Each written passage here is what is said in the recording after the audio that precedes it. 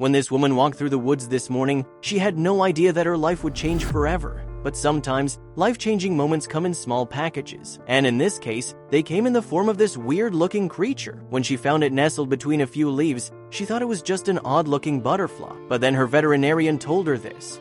But before we start, smash the like button and make sure to subscribe if you haven't, and hit that notification bell so that you won't miss any new stories. Maya finished her morning shift at the small-town library and decided to unwind with a peaceful walk in the nearby forest. She loved wandering off the beaten paths, listening to the rustling leaves and the chirping birds overhead. But this detour was a choice she would soon come to regret, because it unknowingly propelled her into a bizarre situation. As she strolled past an old moss-covered log near a quiet pond, something bright and shimmering caught her eye on the ground. She paused immediately and leaned forward, curiosity tingling through her fingers. Among the fallen leaves lay a tiny creature that, at first glance, looked like a butterfly resting delicately in the shade. She tilted her head, studying it closer, her heart fluttering with the excitement of discovering something so unusual and beautiful. Maya's heart beat faster as she realized this was no ordinary butterfly. It was something entirely different, something she had never seen before. Maya's mind raced with possibilities. Was it a rare species? Some undiscovered insect? She couldn't leave it here alone, vulnerable to predators or the cold. At least that was what she told herself to feel better about taking the animal away from the forest. Because that was what Maya was planning to do, she was so captivated by the tiny animal that she wanted to take it home with her and observe it further. And with that decision, this poor woman sealed her fate. By taking that small butterfly-looking animal home with her, Maya called upon her a roller coaster of an adventure that was hard to comprehend. Maya rummaged through her tote bag and found an empty plastic container she used to keep her lunch in. It was a perfect transport vessel. The box was sea-trough and already had tiny air holes in it, so her bread would not get musky. Maya gently guided the creature into the container, her fingers careful not to touch its delicate body directly. The creature didn't struggle. It simply moved inside as though it trusted her completely, which was odd. Maya secured the lid and bound a rubber band around it, so it wouldn't open during her walk home. Maya carefully tucked the container into her bag, making sure it stayed upright as she began her walk home. As she made her way along the narrow path toward her car, Maya kept glancing into her bag, checking on the creature to make sure it was okay. A visit to the vet seemed like the best next step. Maybe he knew more. When Maya was within the last mile of her walk home, she called the veterinarian's office. She explained what she found and how fascinated she was by the creature's appearance. "Does Dr. Carter have a spot available tomorrow afternoon? I work until noon, but I can come by immediately after." The receptionist checked the schedule and confirmed the appointment time. "Let's make it 1:00 p.m., she said. With the appointment time set and answers on the horizon, Maya finished her walk home. Maya didn't know what she was dealing with, and the vet could tell her more, but its trust in her and the mirroring of her movement made Maya simply too curious to do nothing. So she made a bold move and opened the container. Maya carefully removed the lid and placed her hand inside the box with the animal. There was a slight hesitation, but just seconds later, the creature acknowledged her presence and climbed up her fingers and onto her hand. At this point, it was clear that this wasn't a butterfly.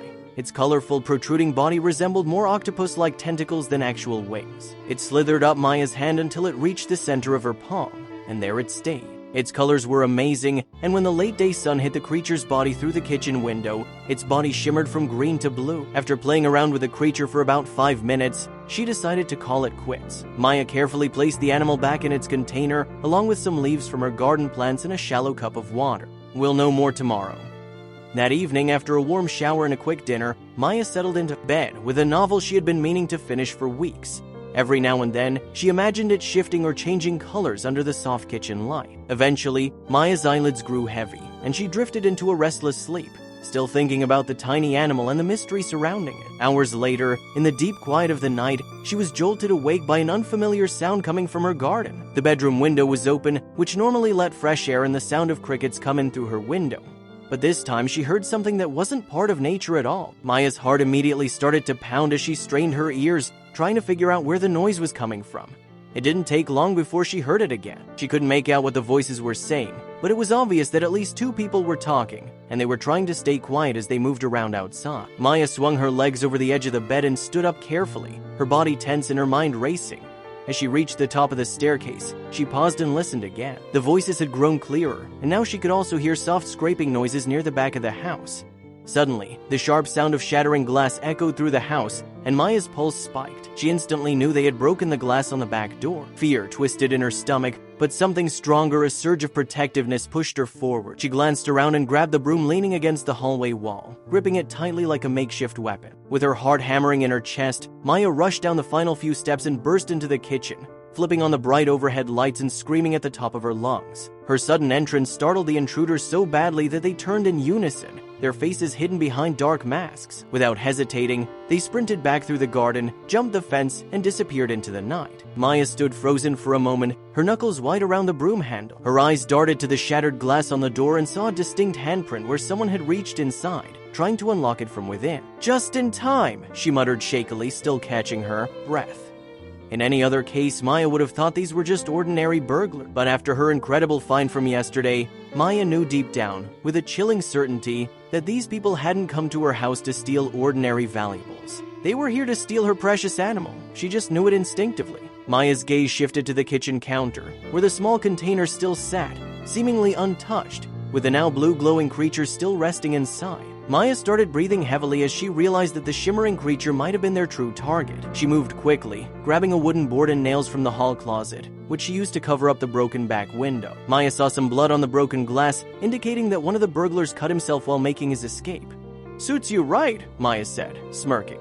Once the window was secured, Maya snatched up the container and clutched it to her chest. She turned off all the downstairs lights and hurried back up to her bedroom, locking the door firmly behind her. That night, she set the container on her bedside table and refused to let it out of her sight, checking it repeatedly between fitful moments of uneasy sleep. When morning came, Maya woke up with the creature still safe beside her, relief washing over her, but her mind swirled with new fears and questions. Who were those people? And what did they want? She refused to leave the creature alone again, so she took it with her to work, hiding it safely in her locker until noon. When the clock hit 12, it was finally time. Maya arrived at Dr. Carter's veterinary office just after 12:30, holding the container close as she stepped inside. The receptionist recognized her and gave a polite nod before calling the vet. Maya found a seat in the waiting area and set the container gently on her lap. She glanced down at it often, her mind replaying everything that had happened the night before. She tried to distract herself by looking at the posters on the wall, but her thoughts kept drifting back to the intruder. Each sound made her tense. A few minutes later, Dr. Carter entered with a curious expression. "Maya, you can come in," he said. She stood and followed him into the exam room, steadying the container. Once inside, she placed the box on the metal table. Dr. Carter leaned in, adjusted his glasses, and paused. "This is quite unusual," he murmured, examining the faintly glowing creature inside. Maya finally asked, "Do you know what it is?" Dr. Carter didn't respond right away. He carefully removed the lid and watched the creature move gently in the light. He asked how she found it. Maya described her forest walk, the colors she saw, and her decision to bring the creature home. When she mentioned the break-in, his expression shifted. He listened carefully, jotting notes, his brow furrowed. Then, without a word, he turned to his computer and began searching databases. Maya sat quietly, her gaze moving between him and the creature, which shimmered peacefully on the table. Time dragged. Doc Carter muttered fragments, classified, lab, breach. Each word made Maya's stomach tighten. Finally, Dr. Carter turned to her, took off his glasses, and said calmly, "Maya, what I'm about to share is important." He turned the monitor so she could see. An old police report appeared, with a blurry image of a creature that looked eerily similar. "It's a rare hybrid," he explained. "Genetically modified, part squid, part amphibian. It can survive out of water and camouflage itself. Created illegally." He pointed at lines in the report. "Its skin secretes a glowing gel extremely valuable and completely illegal. This creature isn't supposed to exist." Years ago, authorities raided a lab conducting these experiments. They believed all specimens were destroyed, but at least 2 escaped and bred in the wild. Maya gave the exact location where she found it. Dr. Carter nodded. "We need to go there now." During the drive, he called animal control and explained the situation. At the forest edge, they approached the pond carefully. Maya soon spotted faint glimmers under leaves and root. In the water and along the muddy bank, several more creatures hid, their bodies blending with their surroundings. Some slithered across rocks, leaving glowing trails. Dead fish and wilted plants showed clear signs of ecosystem damage.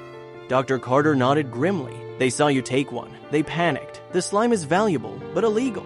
They weren't just thieves, they were traffickers." Animal control arrived and began securing the area. Then, across the pond, Maya saw 2 figures running, the same men from her garden. One had a bandaged arm. "That's them!" she shouted. The officers and Dr. Carter gave chase. The men tried to flee, but were quickly restrained. DNA from the bandaged arm matched blood from Maya's door, confirming their guilt. In the following days, the creatures were safely relocated to a secure facility. The forest began to recover, and Maya visited often, relieved to see signs of new life.